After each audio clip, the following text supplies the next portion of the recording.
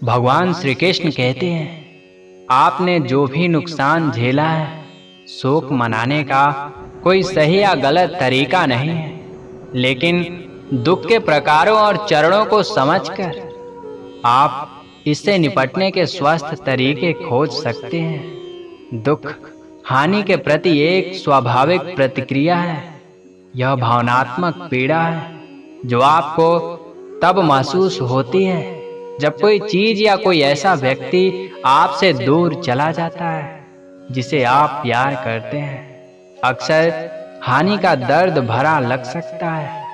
आप सदमे या क्रोध से लेकर अविश्वास, अपराध बोध और गहन उदासी तक सभी प्रकार की कठिन और अप्रत्याशित भावनाओं का अनुभव कर सकते हैं। दुख का दर्द आपके शारीरिक स्वास्थ्य को भी बिगाड़ सकता है, जिससे सोना, खाना, यहाँ तक कि ठीक से सोचना भी मुश्किल हो जाता है। ये नुकसान के प्रति सामान्य प्रतिक्रियाएं हैं और नुकसान जितना बड़ा होगा, आपका दुख उतना ही तीव्र होगा। किसी ऐसे व्यक्ति या चीज के खोने से उबरना जिसे आप प्यार करते हैं, जीवन की सबसे बड़ी चुनौतियों में से एक है। आप शोक को शोक से जोड़ सकते हैं। किसी प्रियजन की मृत्यु, जो अक्सर सबसे तीव्र प्रकार के दुख का कारण होता है, लेकिन कोई भी नुकसान दुख का कारण बन सकता है। जीवन में छोटी छोटी कहानियां भी दुख की भावना को जन्म दे सकती हैं। उदाहरण के लिए, आप घर से दूर हो जाएं, कॉलेज से स्नातक होने या नौकरी बदलने के बाद दुखी हो सकते हैं। आपका नुकसान चाहे जो भी हो, यह आपके लिए व्यक्तिगत है, इसलिए आप जो महसूस करते हैं उसके बारे में शर्मिंदा महसूस ना करें या यह न माने कि किसी तरह से कुछ चीजों के लिए शोक करना उचित है। यदि वह व्यक्ति, जानवर, रिश्ता या स्थिति आपके लिए महत्वपूर्ण थी, तो आपके द्वारा अनुभव किए जा रहे नुकसान पर शोक करना सामान्य है।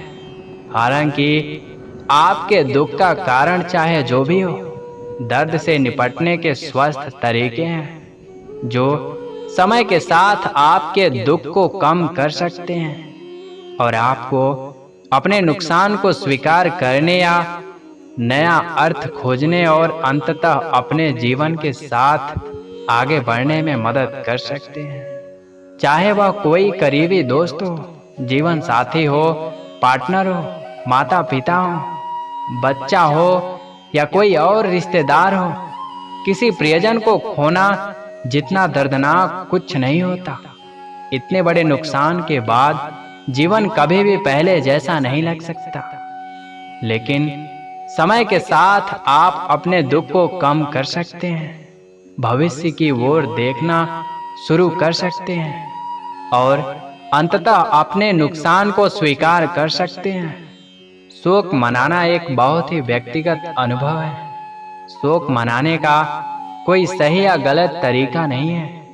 आप कैसे शोक मनाते हैं, यह कई कारकों पर निर्भर करता है, जिसमें आपका व्यक्तित्व और सामना करने का तरीका, आपका जीवन अनुभव, आपका विश्वास और आपके लिए नुकसान कितना महत्वपूर्ण था।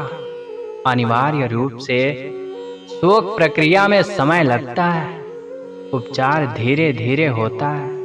इसे जबरदस्ती या जल्दबाजी में नहीं किया जा सकता और शोक मनाने के लिए कोई सामान्य समय सारणी नहीं है। कुछ लोग हफ्तों या महीनों में बेहतर महसूस करना शुरू कर देते हैं। दूसरों के लिए शोक प्रक्रिया को वर्षों में मापा जाता है। आपका शोक अनुभव चाहे जो भी हो, अपने आप के साथ धैर्य रखना और प्रक्रिया को स्वाभाविक रूप से आगे बढ़ने देना महत्वपूर्ण है। किसी नुकसान के ठीक बाद जो हुआ उसे स्वीकार करना कठिन हो सकता है। आप शून्य महसूस कर सकते हैं। यह मानने में कठिनाई हो सकती है कि नुकसान वास्तव में हुआ था, या यहाँ तक कि सच्चाई से इनकार भी कर सकते हैं। उदाहरण के लिए, यदि कोई पालतू जानवर या कोई ऐसा व्यक्ति जिसे आप प्यार करते हैं वो मर गया है, तो आप उनके वापस आने की उम्मीद कर सकते हैं, भले ही आपको पता हो कि वे चले गए हैं। गहरा दुख शायद दुख का सबसे आम लक्षण है। आपको खालीपन, निराशा, तड़प या गहरे अकेलेपन की भावना हो सकती है।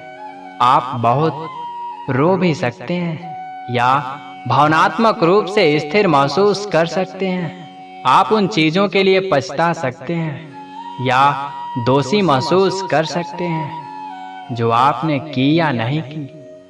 आप कुछ भावनाओं के लिए भी दोषी महसूस कर सकते हैं। उदाहरण के लिए, जब कोई व्यक्ति लंबी कठिन बीमारी के बाद मर जाता है तो राहत महसूस करना आप अपने नुकसान को रोकने के लिए और अधिक प्रयास न करने के लिए भी दोषी महसूस कर सकते हैं, भले ही यह पूरी तरह से आपके हाथ से बाहर था। एक महत्वपूर्ण नुकसान कई तरह की चिंताओं और भय को जन्म दे सकता है। उदाहरण के लिए, यदि आपने अपना साथी, अपनी नौकरी या अपना घर खो दिया है तो आप भविष्य के बारे में चिंतित हैं, असहाय या असुरक्षित महसूस कर सकते हैं। आपको घबराहट के दौरे भी पड़ सकते हैं। किसी प्रियजन की मृत्यु से आपकी खुद की मृत्यु, उस व्यक्ति के बिना जीवन का सामना करने या अब अकेले सामना करने वाली जिम्मेदारियों के बारे में डर पैदा हो सकता है। भले ही नुकसान किसी की गलती ना हो, फिर भी आप क्रोधित और नाराज महसूस कर सकते हैं। अगर आपने किसी प्रियजन को खो दिया है तो आप खुद से, भगवान से, डॉक्टरों से, यहाँ तक कि उस व्यक्ति से भी नाराज हो सकते हैं जिसने आपको छोड़ दिया। आपको अपने साथ हुए अन्याय के लिए किसी को दोषी ठहराने की जरूरत महसूस हो सकती है।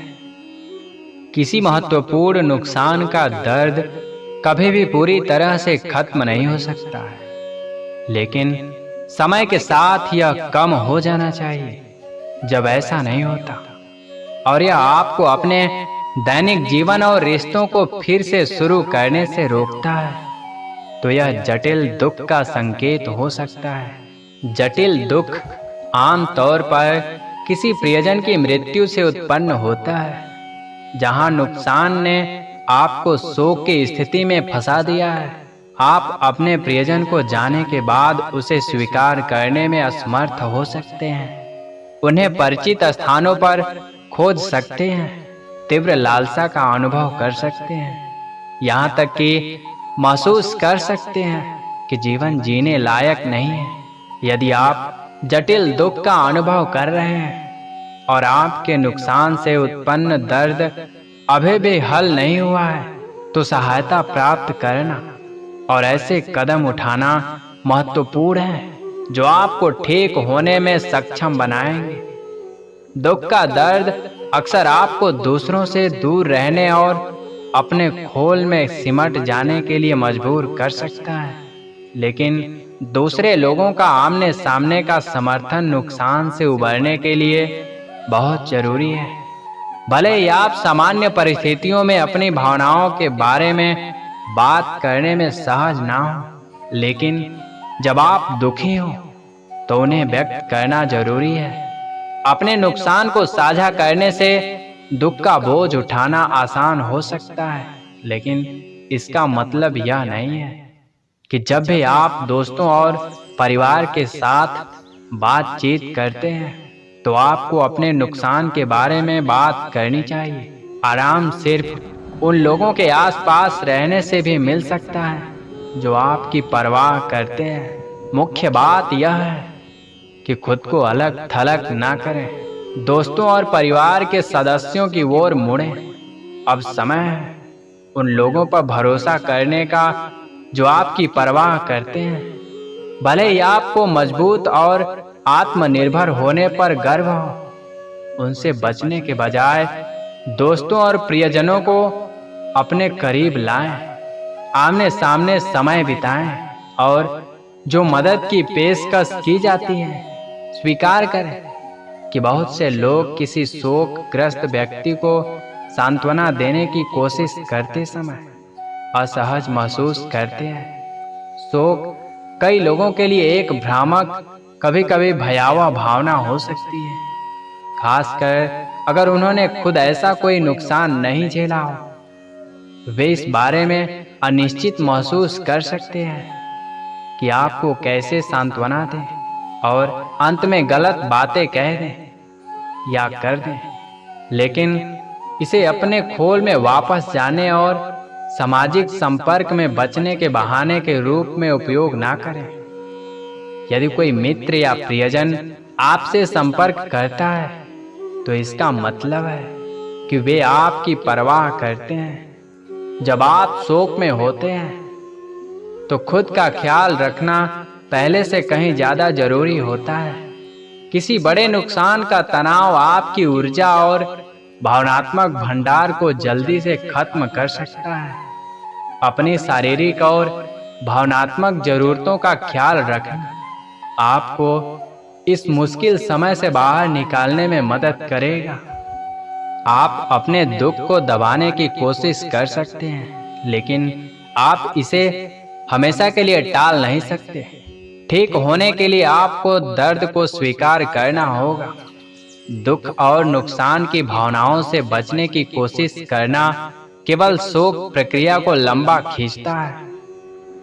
अनसुलझे दुख से अवसाद, चिंता, मादक द्रव्यों के सेवन और स्वास्थ्य समस्याओं जैसी जटिलताएं भी हो सकती हैं। दोस्तों, हम उम्मीद करते हैं कि ये वीडियो आपको जरूर पसंद आया होगा।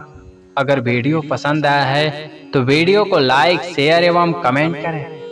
साथ ही चैनल को सब्सक्राइब करें। जय श्री कृष्ण। राधे राधे।